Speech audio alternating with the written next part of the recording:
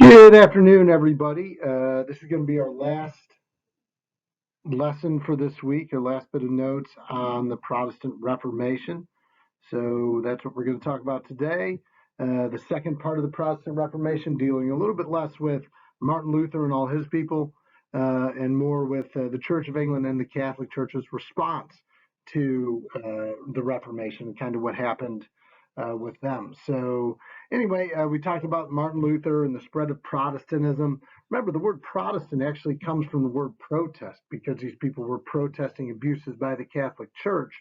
So, in Protestant, that's where the term comes from. So, kind of an interesting piece there.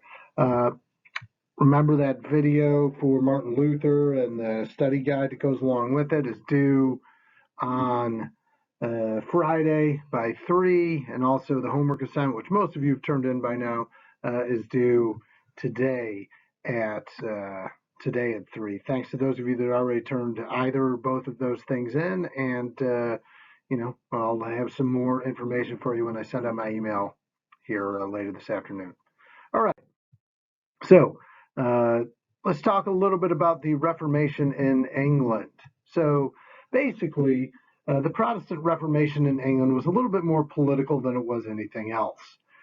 England had been a Catholic country largely because of its ties to France that had existed for quite some time, and things had always been that way. Okay, but King Henry VIII, who was king at the time in the 1520s, in the 1520s and 30s, from the 20s through his death in 1547. Um, he was very frustrated with his marriage to Catherine of Aragon, and he wanted to get a divorce, but the Pope said he couldn't. Why is the Pope involved? Because he's the King of England.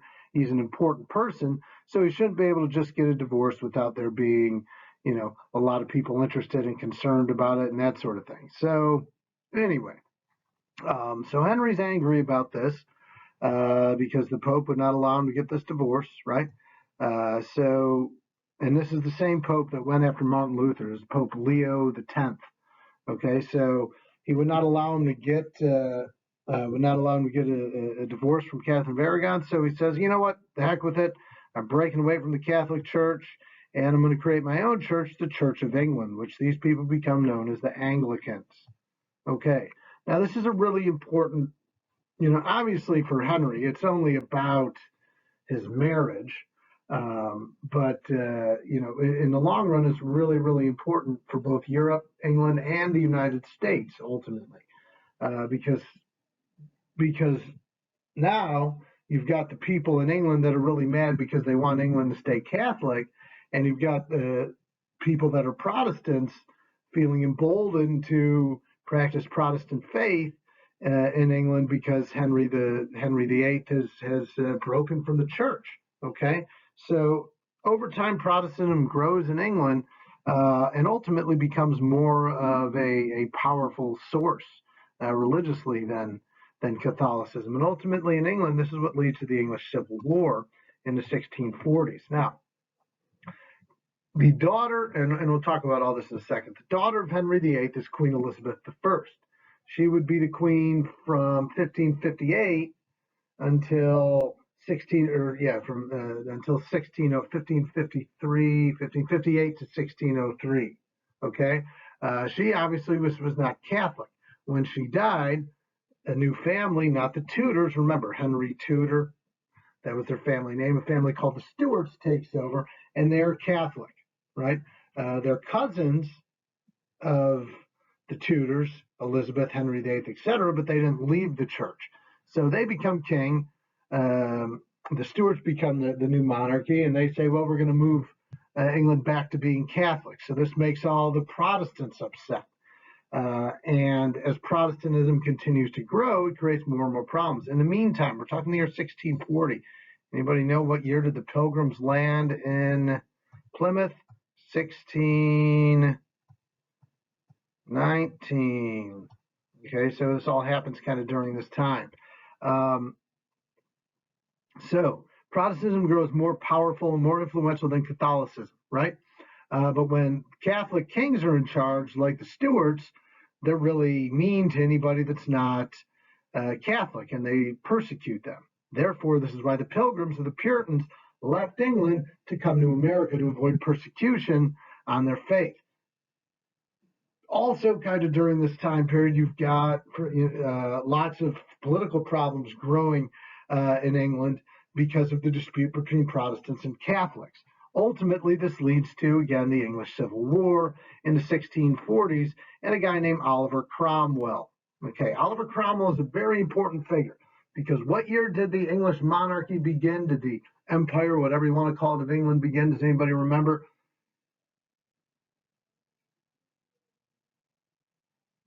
I guess not 1066.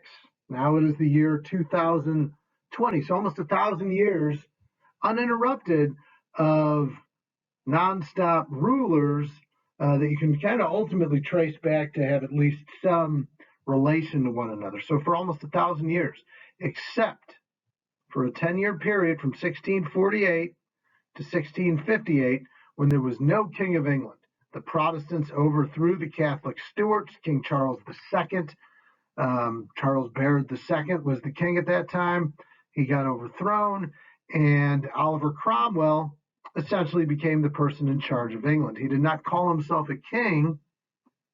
He called himself Lord Protector. Write that down. Lord Protector of England. From 1648 to 1658, he was the Lord Protector of England. This is basically like a prime minister, I guess, or president or whatever. He just wasn't a king. And that's the only interrupted period from 1066 to now where England did not have a monarch, did not have a king or queen in power. So that's kind of an important thing there. What I want to talk about now, shift gears just a bit, is talk a little bit about the story of the wives of Henry VIII. Henry VIII famously had 6 wives. All of his marriages either ended in death or divorce, and are all kind of interesting. The whole reason he had all these wives was because he had trouble having a son, right? So let's talk a little bit. His first wife was Catherine of Aragon. We mentioned her a couple minutes ago. She was the first wife of Henry. It was kind of a political marriage. She was a powerful and well-liked woman and brought more substantiality to Henry VIII. So, that marriage was good for a time until she failed to bear him a son. She failed to have a son. They only had the only child they had was a daughter, Mary Tudor. And frustrated by that, he decided he wanted to get a divorce. He'd also fallen in love with a woman named Anne Boleyn. Anne Boleyn was not very well liked because everybody liked Catherine, and they looked at Anne Boleyn, of course, as a whore and a woman that ruined a marriage and all this other stuff. And ultimately, they had a child too, a daughter named Elizabeth. Now, she also didn't bear him a son.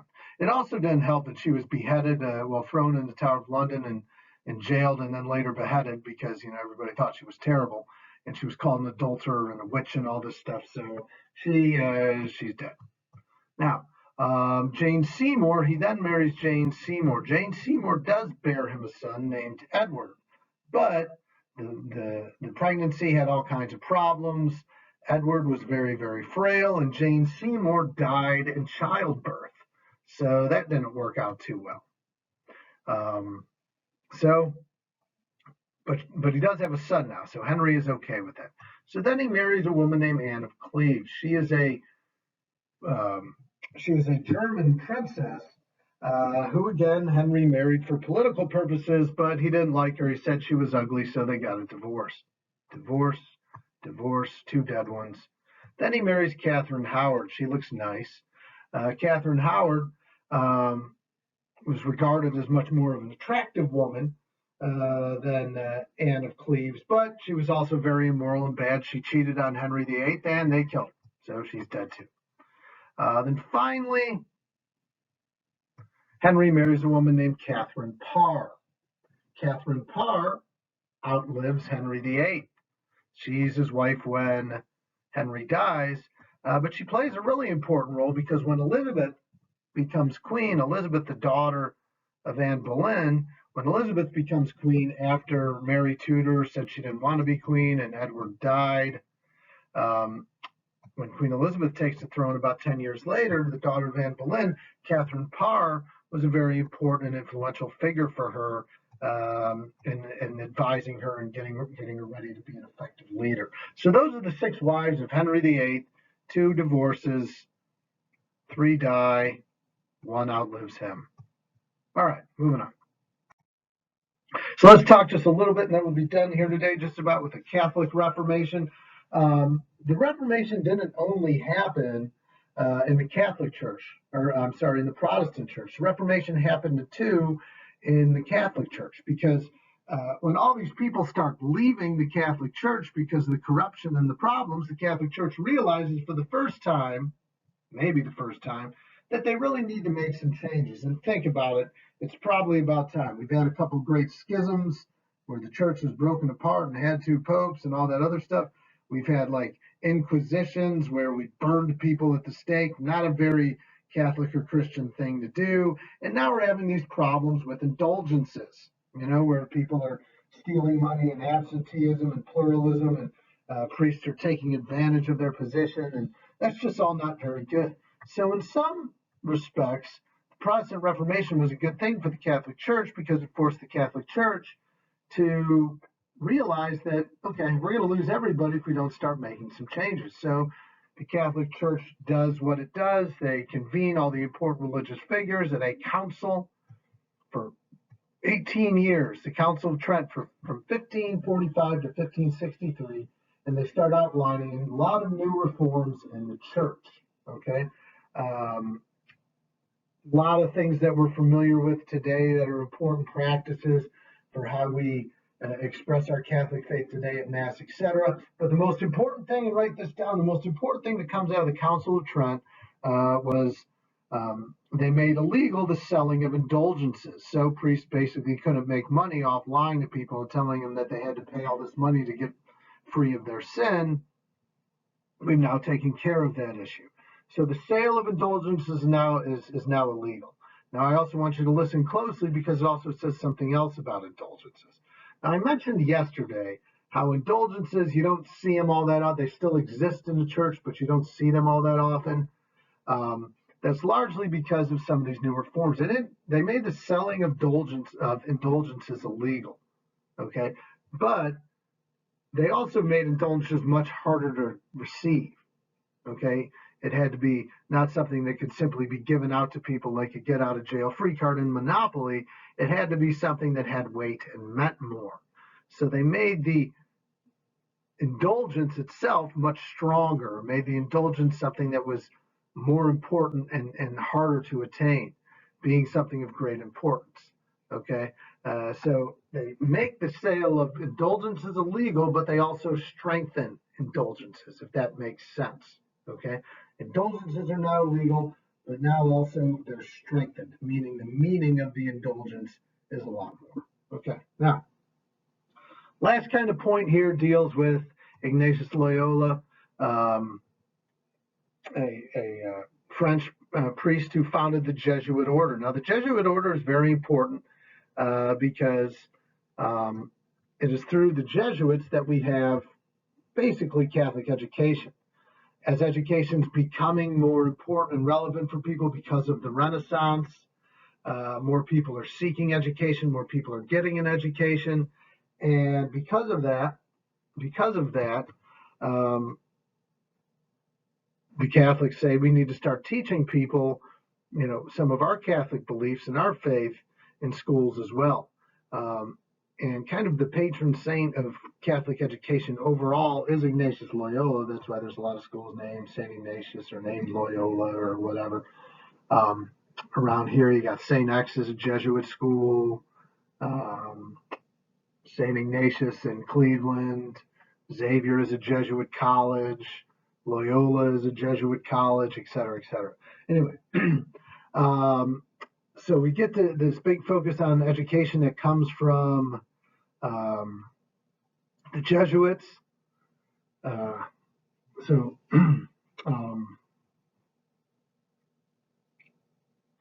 one of the big things that comes from the Jesuits here, the beginning of Catholic schools, right? So there you have it.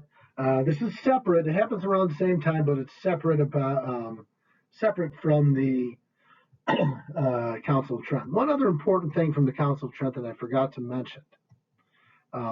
It is out of the Council of Trent that we have the formation of the seminary. Why do we need a seminary? Well, because priests are starting to do some dishonest things and practices like selling indulgences.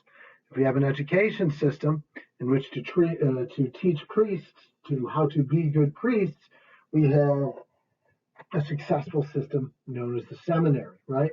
So seminaries were schools to teach priests how to be good and effective leaders of the faith without being like the people that came before them who are corrupt and taking money and taking advantage of people.